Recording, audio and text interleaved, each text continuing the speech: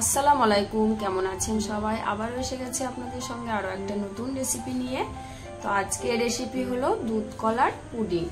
তো পুডিংটা তৈরি করার জন্য আমি এখানে 2 কাপ গরুর দুধ জাল করে একদম ঘন করে নিয়েছি, আর নিয়েছি 1 কাপ চিনি, 2টো ডিম আর 2টো পাকা কলা, আর নিয়েছি 4টে এলাচ।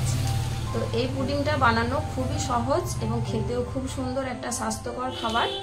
তো চলুন তাহলে পুডিংটা আমি তৈরি করতে থাকি, আপনারা ভিডিওটা শেষ পর্যন্ত দেখবেন। পুডিংটা তৈরি করার জন্য প্রথমে আমি ওভেনটা জ্বালিয়ে একটা কড়াই বসিয়ে দিলাম। কড়াইয়ের মধ্যে যে আমি 1 কাপ চিনি নিয়েছি সেই চিনি থেকে 1/2 কাপ দিয়ে দেব। 1/2 কাপ দিয়ে দিলাম। তারপর এটাকে নেড়ে নেড়ে ক্যারামেল তৈরি করে নেব। এটা একদমই লো করে দিতে হবে, তারপর লোতে আস্তে আস্তে ক্যারামেলটা তৈরি করে নিতে হবে। কিছুক্ষণ পর দেখুন চিনিটা গলতে শুরু করেছে।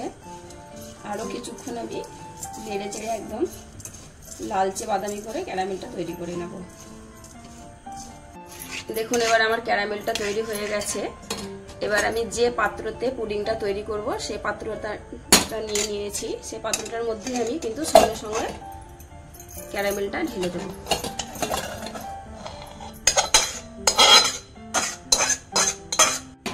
এবার ক্যারামেলটা ঢেলে দিয়েছি, এবার বাকি কাজগুলো করব। এখানে আমি একটা মিক্সচারের জার নিয়ে নিয়েছি, তার মধ্যে দিয়ে দেব এই পাকা কলা দুটো ছিলে এখানে কেটে কেটে দিয়ে দেব।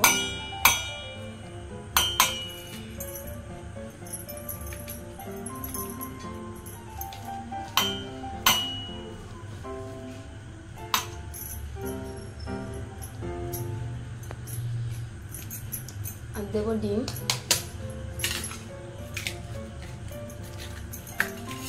দুটো ডিমই দিয়ে দেবো।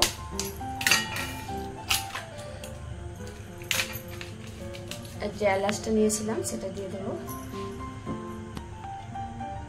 দিয়ে দেবো যে চিনিটা রেখেছিলাম বাকি সেটা দিয়ে দেবো। তো চিনিটা আপনারা কম বেশি করতে পারেন, যারা বেশি মিষ্টি পছন্দ করেন তারা একটু বেশি দেবেন, আর যারা কম পছন্দ করেন তারা কম দিতে পারেন। এবার এইটাকে একটা মিহি পেস্ট করে নেব। এটাকে আমি মিহি করে পেস্ট করে নিলাম, এই দেখুন। এবার এখানে একটা বাটি নিয়ে নিয়েছি আর একটা ছাঁকনির সাহায্যে একটু ছেঁকে নেব, যাতে এলাচের বীজ, কলার যেগুলো থাকে বীজ সেগুলো সবকিছু যাতে ভেতরে না যায় এর জন্য ছেঁকে নেব। এগুলো সব ছাঁকা পড়ে গেল।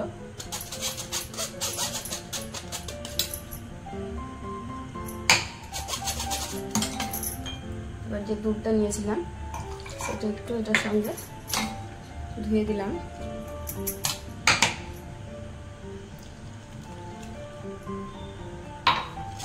এক কাপ দিয়ে দিলাম, আরো 1 কাপ দিয়ে দিচ্ছি।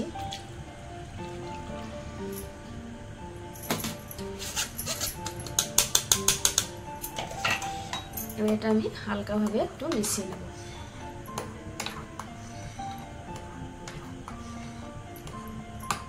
সমস্ত কিছু ভালোভাবে আমি মিশিয়ে নিয়েছি। এখানে একটা কথা বলি, আমি এলাচ ব্যবহার করেছি, আপনারা চাইলে কিন্তু ভ্যানিলা এসেন্সও ব্যবহার করতে পারেন। এবার আমি যে ক্যারামেল রেখেছিলাম যে বাটিটাতে সেটার উপর আমি ঢেলে দেব।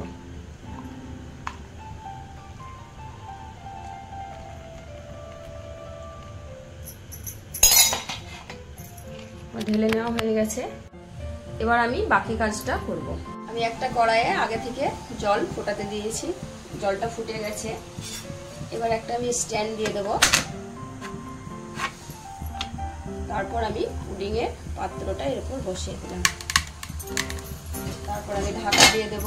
একটা ঢাকা দিয়ে দিলাম, আরো একটা ঢাকা দিয়ে দেব যাতে ভিতরের বাষ্পটা বাইরে বেরিয়ে না আসে। এবার আমি মিডিয়াম টু লোতে 30 থেকে 35 মিনিট পর আমি এটা দেখব হয়েছে কিনা। 30 মিনিট পর একবার আমি দেখেছিলাম, তো পুডিংটা আমার হয়নি। এখন 50 মিনিট পর আমি আরো একবার দেখব পুডিংটা হয়েছে কিনা। তো দেখুন কতটা ফুলেছে। এবার আমি একটা কাঠির সাহায্যে দেখব ভেতরটা কাঁচা হয়ে আছে কিনা। তো দেখুন কাঠিটার গায়ে কিছু লেগে নেই, মানে আমার পুডিংটা হয়ে গেছে।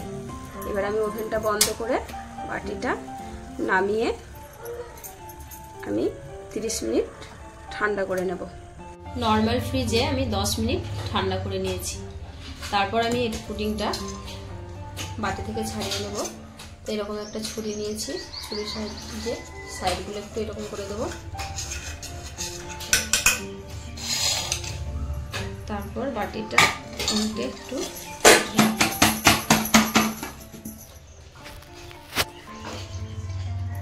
দেখুন কতটা সুন্দর হয়েছে,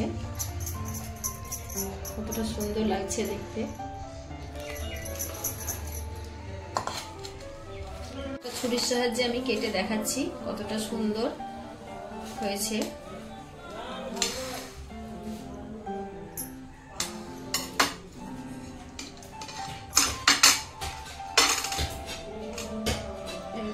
কতটা সুন্দর হয়েছে দেখুন, একদম নরম তুলতুলে। আর এটা এমন একটা পুডিং যে মুখে দিলে মিলিয়ে যাবে, কতটা সুন্দর হয়েছে দেখুন। তো আমার এই রেসিপিগুলো ভালো লাগলে একটা লাইক দেবেন, আর এরকম ধরনের আরও নতুন নতুন রেসিপি পেতে আমার চ্যানেলটিকে সাবস্ক্রাইব করে আমার পাশে থাকবেন। ভালো থাকবেন, সুস্থ থাকবেন। আল্লাহ হাফেজ।